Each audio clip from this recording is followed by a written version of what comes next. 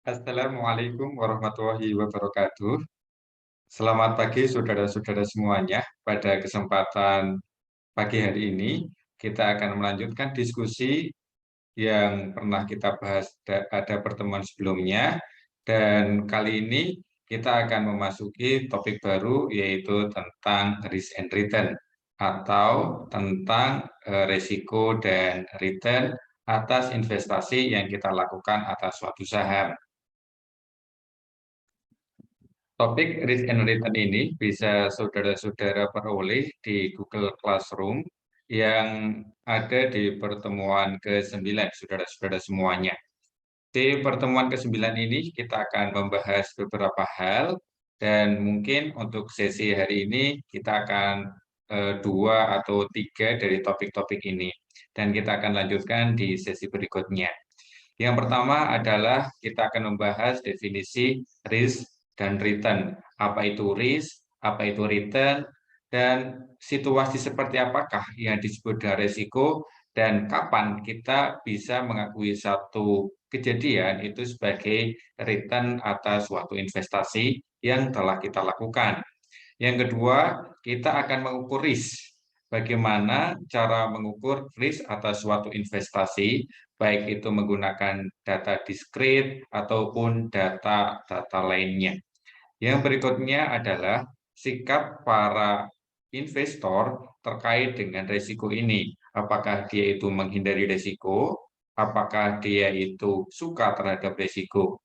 Tetapi pada faktanya, mayoritas orang itu cenderung untuk menghindari risiko, sehingga dia akan berusaha sedemikian rupa agar risiko yang akan terjadi itu adalah dapat diperkecil. Yang berikutnya adalah resiko dan return dalam konteks portofolio. Sebagaimana kita ketahui bahwa seringkali investor membeli saham itu bukan hanya dari satu emiten saja. Bisa jadi dia membeli saham dari berbagai emiten dan mungkin bisa juga dari berbagai industri dengan tujuan untuk menghindari atau mengurangi risiko ini dan memaksimalkan return yang akan diperolehnya. Dan berikutnya adalah diversifikasi. Hal ini berangkat dari satu statement bahwa don't put your egg in one basket. Jangan taruh telur ya atau aset kita itu di dalam satu keranjang. Kenapa? Seandainya keranjang itu jatuh atau keranjang itu rusak dan telur itu ikut rusak atau ikut hancur, maka habis sudah aset yang kita miliki. Habis sudah aset yang ada di keranjang itu. Dengan demikian, kita harus melakukan diversifikasi. Yang berikutnya adalah kita akan membahas CAPM, Capital Asset Pricing Model. Hal ini digunakan untuk menghitung berapa nilai suatu sekuritas atau dalam hal ini itu saham. Dan yang terakhir adalah efisien financial market. Sebagaimana kita bahas di sesi sebelumnya, bahwa pasar saham itu sebaiknya efisien, yakni mencerminkan informasi suatu perusahaan. Dan kemampuan pasar saham dalam merefleksikan informasinya itu terbagi dalam tiga hal. Yang pertama adalah strong, yakni ketika pasar saham atau harga sahamnya bisa merefleksikan informasinya, baik informasi privat, informasi publik, dan informasi historis. Yang kedua adalah pasar saham efisien bentuk setengah kuat atau semi strong, yakni ketika pasar sahamnya dan di dalam pasar saham itu terdapat saham-saham yang harganya itu merefleksikan informasinya berupa informasi masa lalu dan informasi publik saja.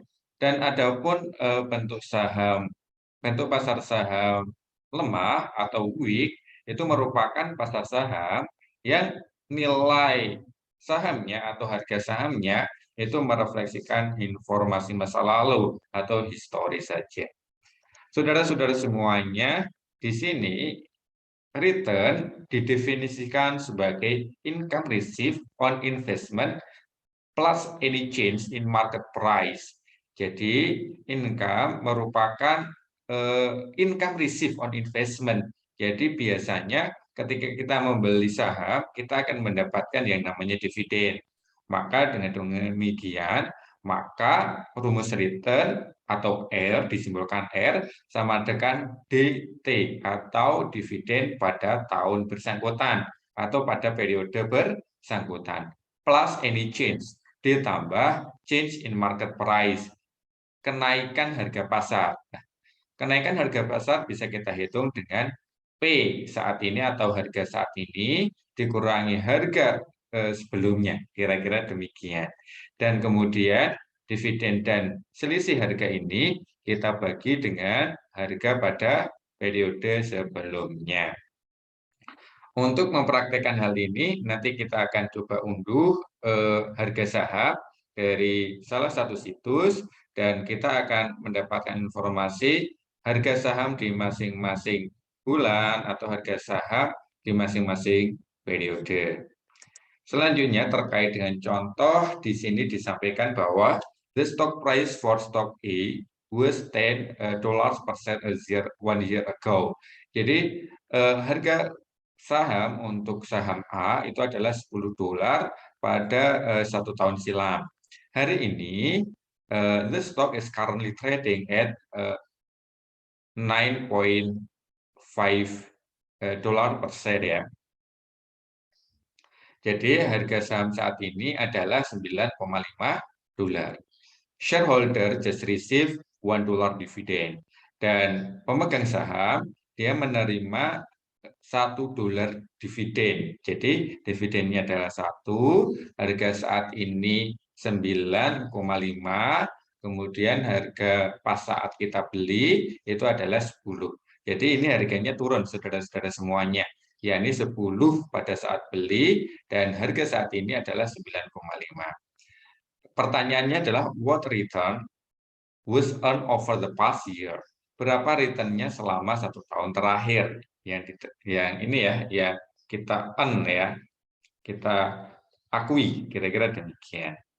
Nah, maka cara menghitungnya adalah 1 ditambah selisih harga, yakni 9,5 ditambah 9,5 dikurangin 10, yakni minus setengah ya.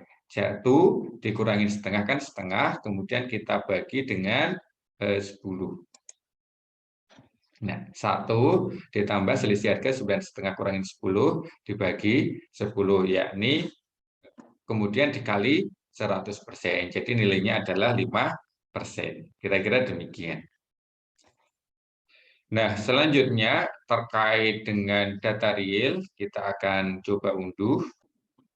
Baik, saudara-saudara semuanya, terkait dengan cara mengunduh harga saham dari salah satu situs, untuk hal ini adalah Yahoo Finance, maka kita di sini bisa kita ketik ticker sahamnya, misalnya BBCA atau mungkin Jasa Marga ya, PT Jasa Marga Persero, atau mungkin saudara memiliki ketertarikan terkait dengan perusahaan tertentu, di sini saudara semuanya bisa pilih. Misalnya saya memilih ini, Jasa Marga. Saudara bisa klik, kemudian di sini ada historical data, dan di sini ada banyak informasi lainnya seperti summary, chart, statistik, profile, financial analysis, option, dan lain sebagainya. Dan kebetulan di tanggal 3 Juni pada saat bursa saham ini tutup, harga sahamnya itu dari pembukaan ke penutupan itu turun 1,26%. Selanjutnya untuk mengunduh di sini bisa saudara frekuensinya daily dan mau tanggal berapa sampai tanggal berapa di sini bisa kita pilih, kira-kira demikian. Dan di sini kita bisa lihat bahwa harga sahamnya bisa kita pilih periodenya, misalnya ini 6 Juni 2021 sampai 6 Juni 2022. Kemudian kita bisa lihat kita mau pilih frekuensinya itu daily, weekly, atau monthly. Nah, misalnya kita pilih monthly supaya tidak terlalu banyak misalnya. Karena setahun kan ya. Nah, jika sudah, kita klik apply. Setelah kita klik apply, kita pilih download. Dan di sini akan kita ketahuan ya, di sini sudah di-download, kira-kira seperti itu. Nah, setelah di-download, kita buka.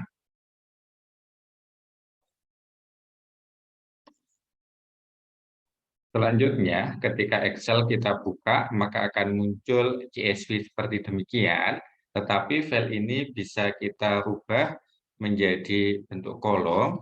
Saudara di blok seperti ini, kemudian text to column, kemudian ini delimited, kemudian next. Nah, di checklist 3 ini, kemudian ini pilih yang titik 2 gini, titik 2 di atas, kemudian ini sudah ada kolom-kolomnya ya, saudara-saudara semuanya. Kemudian next, kemudian finish.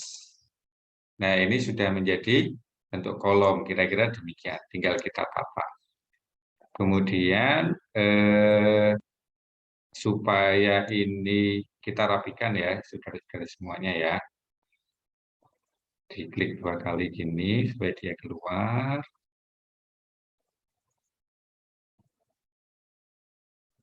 Nah, kemudian yang akan kita pakai adalah harga saat close.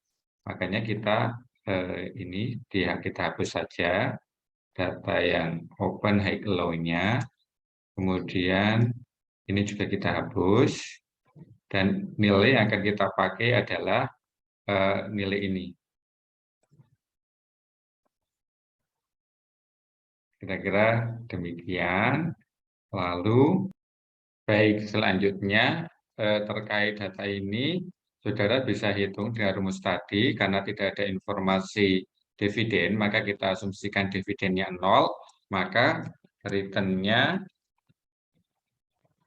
bisa kita hitung bahwa tadi rumusnya adalah harga saham saat ini dikurangin harga saham sebelumnya, kemudian kita bagi dengan harga saham sebelumnya.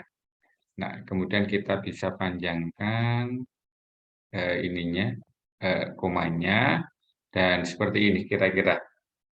Nah, jadi ini adalah return untuk saham yang kita pilih dari waktu ke waktu. Kira-kira demikian diskusi kita pada kesempatan hari ini, dan saudara-saudara untuk tugasnya, saudara mengunduh salah satu emiten data harga sahamnya, kemudian saudara hitung return-nya. Demikian, bila itu wal hidayah. Wassalamualaikum warahmatullahi wabarakatuh.